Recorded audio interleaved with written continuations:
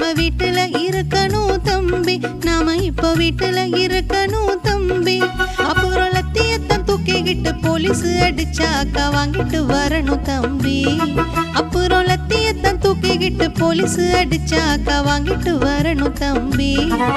இதை நினைக்கும் பொழுது மனம் வலிக்கும் வலிக்கும், அட வீட்டுல இருட தம்பி. ஓ பக்கம் வந்திடாதே, ஓ பக்கம் வந்திடாதீங்கோ, கொரோனா வந்திடுங்கோ, 1 மீட்டர் தள்ளி நில்லுங்கோ. அட கையத்தான் கழுவணுங்க, சானிடைசர் யூஸ் பண்ணுங்க, சுத்தமாக நீங்க இருங்கோ. கொரோனா